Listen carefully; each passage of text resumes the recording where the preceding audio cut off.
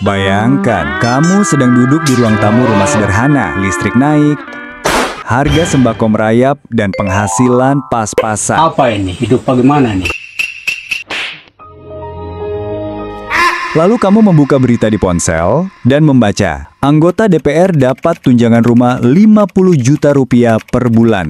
Sekejap, kamu terdiam. 50 juta rupiah. Itu artinya hampir setara gaji tahunan sebagian besar pekerja di Indonesia. Isu ini pertama kali ramai setelah media menyoroti fasilitas anggota DPR. Salah satu yang paling bikin heboh adalah tunjangan rumah sebesar 50 juta rupiah per bulan. Menurut laporan detik.com, uang itu bisa digunakan untuk menyewa rumah mewah di kawasan elit Jakarta. Lengkap dengan halaman luas dan fasilitas premium. Publik pun langsung bereaksi. Bagaimana tidak? Di saat rakyat kecil masih berjuang memenuhi kebutuhan dasar, wakil rakyat justru mendapatkan fasilitas yang dianggap terlalu berlebihan. Salah satu yang ikut bersuara adalah Jerome Pauline, seorang konten kreator terkenal. Dalam cuitannya yang dikutip oleh detik.com, ia menuliskan, "Rakyat susah, masa DPR-nya mewah?" Ungkapan singkat itu langsung viral. Ribuan komentar netizen berdatangan, sebagian besar bernada sama, kecewa, marah, bahkan sinis. Di Instagram, sebuah unggahan membandingkan laporan harta kekayaan anggota DPR dengan kondisi rakyat kecil. Banyak yang menyebut tunjangan sebesar itu hanya akan memperlebar jurang ketimpangan. Di tengah ramainya isu, muncul kabar lain. Gaji DPR naik 3 juta rupiah per hari. Angka ini tentu membuat publik semakin panas. Bayangkan, 3 juta sehari, sementara sebagian orang bekerja keras sebulan penuh pun belum tentu dapat sebesar itu. Namun, pihak DPR buru-buru membantah. Wakil Ketua DPR dan juga Ketua DPR, Puan Maharani, menjelaskan bahwa itu adalah informasi yang salah. Menurutnya, tidak ada kenaikan gaji pokok DPR, melainkan ada salah kaprah dalam memahami jenis tunjangan tertentu. Meski begitu, klarifikasi ini tak serta-merta meredakan amarah publik. Bagi banyak orang, angka tunjangan rumah 50 juta saja sudah cukup membuat hati panas.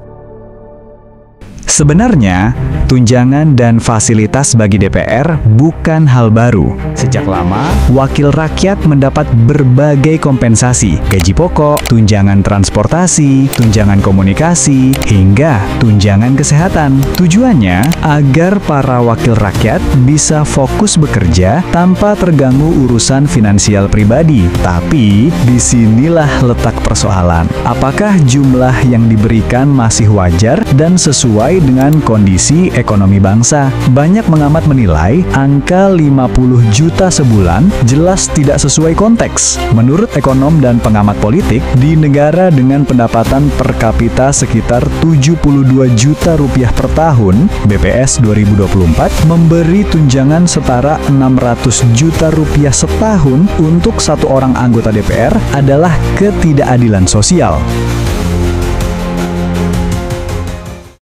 Mari kita tarik sedikit ke realita masyarakat. Upah minimum di Jakarta pada 2025 sekitar 5,3 juta per bulan. Artinya, seorang buruh harus bekerja hampir 10 bulan penuh untuk menyamai 1 bulan tunjangan rumah anggota DPR. Itu baru buruh di Jakarta. Bagaimana dengan petani, nelayan, atau pekerja di daerah yang rata-rata penghasilannya jauh lebih rendah? Kontras inilah yang membuat isu DPR selalu jadi sorotan publik. Wakil rakyat dianggap terlalu jauh dari realitas kehidupan orang yang mereka wakili. Sejumlah aktivis menegaskan bahwa ini bukan hanya soal angka, ini soal moralitas kebijakan. Bagaimana mungkin DPR bisa bicara soal penghematan anggaran, sementara fasilitas mereka sendiri mewah dan sulit dijangkau oleh logika publik. Di sisi lain, ada juga yang berpendapat fasilitas itu memang wajar. Menurut mereka, DPR adalah pejabat negara yang punya tanggung jawab besar. Fasilitas tinggi dianggap sebagai bentuk penghargaan sekaligus untuk mencegah praktik korupsi.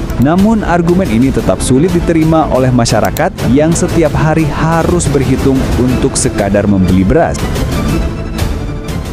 Perdebatan di dunia maya makin panas. Meme, parodi, dan kritik pedas bertebaran di media sosial. Ada yang menulis, kalau 50 juta buat rumah, rakyat dikasih apa? Ada juga yang mengingatkan, jangan salahkan rakyat kalau makin apatis. Wakilnya saja hidup di dunia yang berbeda. Kemarahan ini bisa jadi sinyal penting. Rakyat tidak anti dengan DPR, tapi mereka ingin keadilan dan kepantasan. Kisah tunjangan DPR ini sebenarnya bukan hanya tentang uang. Ini tentang hubungan antara wakil rakyat dengan yang diwakilinya. Apakah DPR benar-benar mendengar suara rakyat atau justru semakin menjauh? Publik akan terus mengawasi karena di era digital ini semua bisa viral dalam hitungan detik. Mungkin yang perlu diingat para wakil rakyat adalah pesan sederhana.